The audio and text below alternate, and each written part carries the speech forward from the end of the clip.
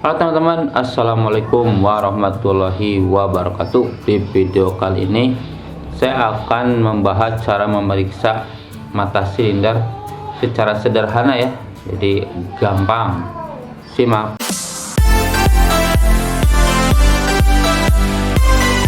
Untuk memeriksa mata silinder dibutuhkan alat periksanya ya, yaitu trial frame, iron lens, dan Snellen cat ya untuk bacanya. Urutan pemeriksaan biasanya pertama-tama itu anamnesa ya. Anamnesa itu tanya-tanya kalau bahasa simpelnya. Jadi kalau ditanya itu ada berbayang, keluarnya berganda lihatnya, atau silau, itu kemungkinan ada silindernya ya. Nah, setelah anamnesa kita lanjut ke visus ya. Visus itu kemampuan mata untuk melihat, jadi tanpa lensa, tanpa kacamata ya. Untuk caranya sebenarnya banyak ya, udah banyak saya bikin video cara visus, tapi kalau mau diulang ya, kita taruh ke pasiennya trial lensnya, trial frame-nya. Nah, yang satu itu diburemin ya. Nah, nanti dilihat Snellen cat-nya seperti apa ya, sampai baris kemana. Nah, misalnya yang baris pertama bisa, kedua bisa, sampai ke 7 itu bisa, ke 8 nggak bisa. Nah, itu berarti visusnya sampai ke baris ke 7 aja ya. Nah, udah seperti ini, kita lanjut yang sebelahnya aja ya. Ini mata kanan misalnya baris ke 7. Sekarang mata kiri, nah ditutup mata kanannya ya, ini.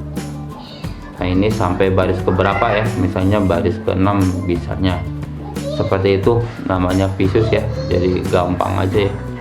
Untuk caranya tinggal ditanya aja sampai mana jelasnya ya, dan dibacakan ya. Itu namanya visus. Nah, sesudah visus kita masuk ke BPS ya. BPS itu best vision spare ya, atau penglihatan terbaik setelah pakai lensa. Nah, ini BPS ini tadi kan yang kanan itu sampai baris ke 7. Nah, ini biar sampai baris ke 8 gimana ya, jadi kita itu sampai baris ke 8 pas Snellen cat ya. Nah, kita tambahin minus 1/4 ya. Nah, ditambahin minus 1/4 karena kalau perkiraan kalau baris ke 8 gak kebaca, kemungkinan minusnya cuma 1/4 aja.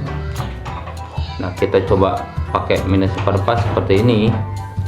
Kalau bisa kebaca sampai baris ke 8 itu berarti udah bagus ya, jadi kemungkinan minus 1/4.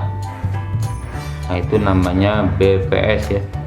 Tapi kalau misalnya belum jelas, tinggal ditambah lagi ya. Oh, misalnya masih nggak kelihatan, kita tambah jadi minus 1/2 ya.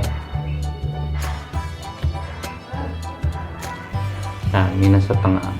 Kalau dengan minus 1/2 ini tambah bagus, berarti minus 1/2. Tapi kalau misalnya dengan minus 1/2 itu malah tambah buram, berarti masih minus 1/4 tadi ya. Misalnya pas dipakai itu tambah buram, nah itu minus 1/4.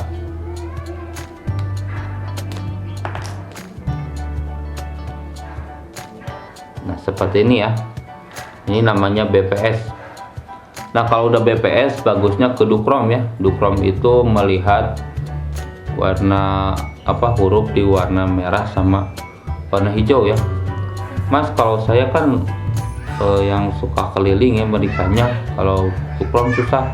Apa-apa sih kalau dilewat juga ya. Yang penting nanti hasilnya bagus ya buat memakai kacamatanya. Nah, sesudah dukrom kita masuk ke, karena ini kan tadi minus 1/4 masih nggak kebaca ya, tapi kalau dikasih minus 1/2 malah tambah buram ya. Nah, ini kemungkinan ada silindernya ya. Nah, untuk silinder kita harus tahu aksisnya dulu ya. Nah, gimana cara mencari aksis? Untuk mencari aksis kita coba dengan sistem 90-180 derajat ya. Ini juga udah saya bahas di satu video ya.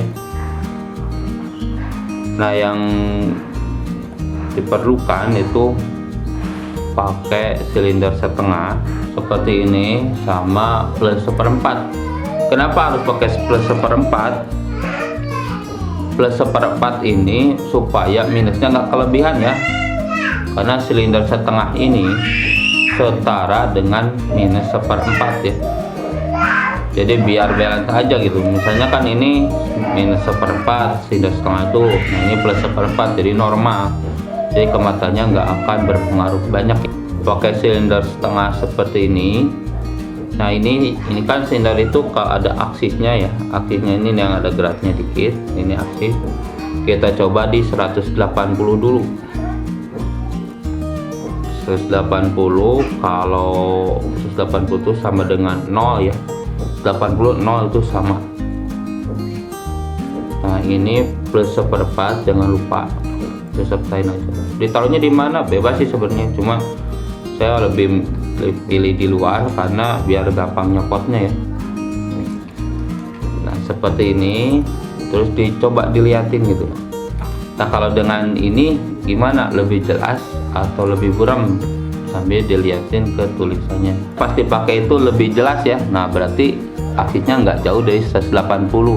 Tapi kalau penasaran misalnya, oh mau coba kalau di 90 gimana reaksinya ya, kita coba aja putar aja ke 90 ya.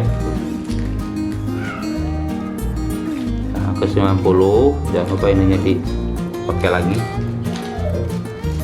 Nah dengan ini jelasan mana gitu. Oh yang tadi mas, berarti aksisnya di 180 ya. Kita pasang aksis di 180. Nah aksisnya kan udah ketahuan nih 180-an ya, tapi nggak tahu lebih nggak tahu kurang ya. Nah kita coba tambahin silinder lagi ya, silindernya tambah silinder setengah lagi, ditambah plus seperempat lagi. Tapi kalau misalnya ditambah silinder setengah sama plus seperempat tambah buruk, berarti silindernya cuma setengah aja ya, seperti itu.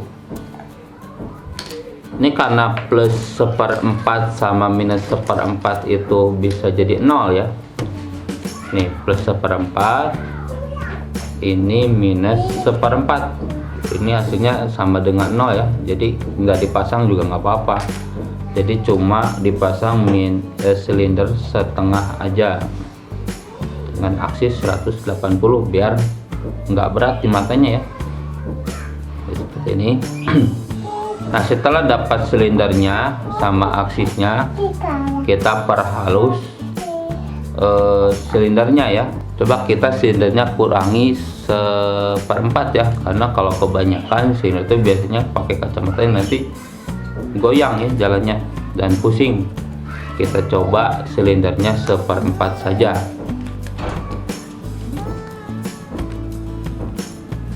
Nah, kita coba silindernya seperempat dengan aksis 180 ya. Nah coba seperti ini, apakah masih bisa kebaca yang 180? Ya mas, masih bisa kebaca meskipun lebih terang yang setengah tadi. Nah yang diambil yang ini aja, jangan yang lebih terang. Nanti kalau lebih terang biasanya kalau udah jadi kacamata goyang. Kita ambil yang seperempat aja seperti ini ya. Nah untuk selanjutnya kita ke perhalus aksis. Nah perhalus aksis itu supaya aksisnya tepat ya. Ini karena tadi masih 180, kita coba putar ya, kita coba putar. Nah ini diputar itu mana yang lebih jelas ya, misalnya pas diputar itu ke 165 lebih jelas nih, jadi si aksisnya pas itu. Nah itu namanya perhalus aksis ya, berarti silinder seperempat aksis 165. Nah kalau memeriksa yang sebelahnya, kita tutup aja seperti ini.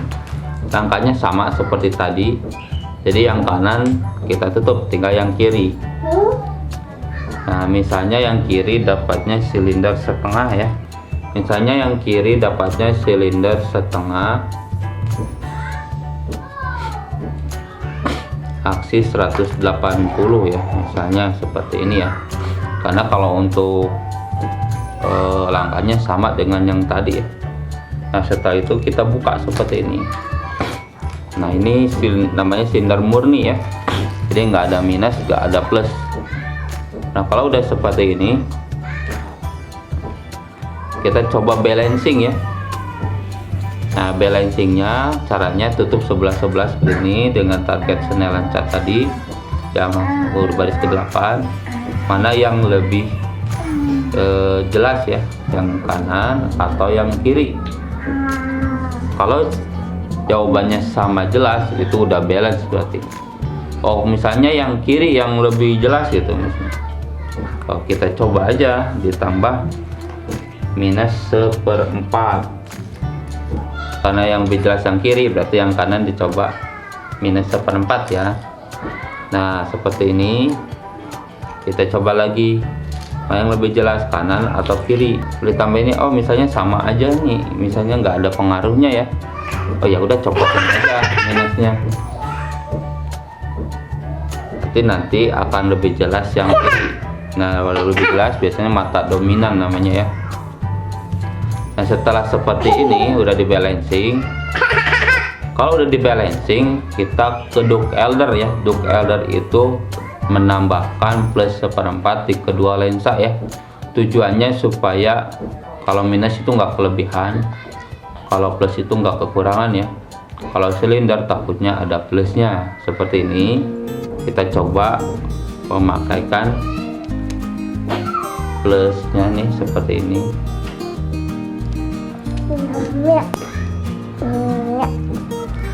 Dengan cara apakah lebih jelas atau misalnya sama aja. Kalau misalnya oh tambah buruk, nah, ya udah lepas aja, berarti ukurannya sudah pas ya. Nah kalau misalnya udah pas seperti itu, tinggal di trial itu dengan cara dites jalan ya, sambil lihat kelihatan apakah lebih kecil atau lebih besar atau goyang atau bentuk-bentuknya tidak beraturan. Nah kalau sudah tidak masalah, nggak apa-apa gitu ya, berarti itu resepnya seperti itu. Tapi kalau pas misalnya pas jalan goyang, kemungkinan silindernya lebih ya. Tetap, atau misalnya oh kelihatan bentuknya tidak beraturan gitu ya, misalnya lihat huruf jadi miring gitu ya, aksisnya tinggal diputar lagi aja. Nah nanti kalau udah pas, nah itu berarti ukurannya udah seperti itu. Kalau misalnya mengecil berarti harus ditambahin plus, kalau membesar harus tambahin minus. Jadi supaya intinya penglihatannya senormal mungkin ya, dan senyaman mungkin.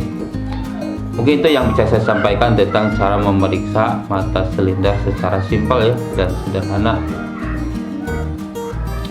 Jangan lupa subscribe, like, komen, dan share. Terima kasih. Assalamualaikum warahmatullahi wabarakatuh.